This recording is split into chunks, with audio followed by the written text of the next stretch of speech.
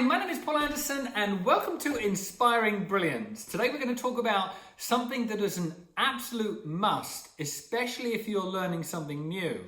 And that is become even more self-aware of the stages that you go through when you're learning something new or you're applying something new that can be very frustrating for a lot of people. And the reason I say frustrating is because, we may have either changed our career, or we may be learning a new program, or we may be learning technology that we haven't been used to.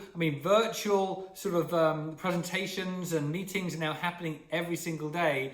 And it can be uncomfortable for us to reinforce and change that habit, if you will, and maneuver into a new way of doing something or a new way of thinking. So I just want you to be aware of the mental stages we go through so that you have a full appreciation for what stage you're at. Because again, when you've been used to doing something at almost a subconscious level, and now you're being asked to redo it in a different way, it can feel really, really awkward. And there's a frustration level that can occur that I want to help to reduce. You go through 3 stages when you're learning something new, you're applying a new way of doing something. And the first one is you actually become a conscious incompetent. Once you transition past the conscious incompetent, you become a conscious competent. And then once you transition past the conscious competent, you become an unconscious competent. So let's take a real quick look at those 3 stages. If you're think about when you first started to drive a car, or you first tied your shoelaces.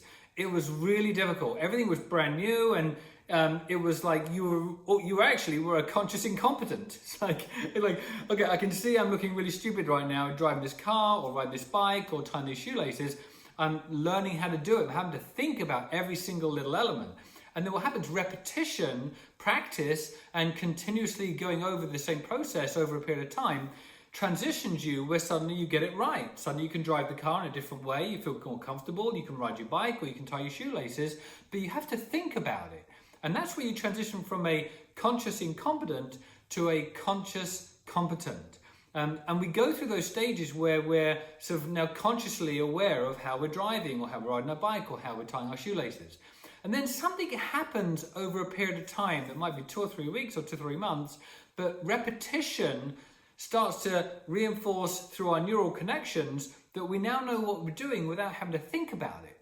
And that's where we become an unconscious competent.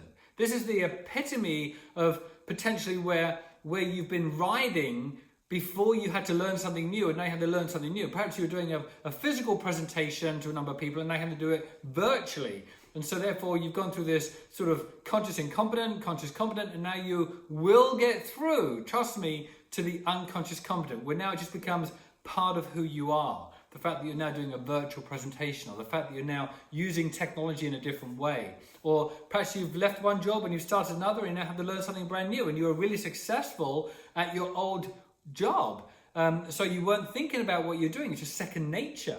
Now you're learning something new in a new job, you absolutely have to learn it. And that learning process goes through your ability, first and foremost, to be obviously just aware of that you aren't doing it well, and then aware that you are doing it well, and then you aren't even thinking about doing it well, and you're actually overperforming.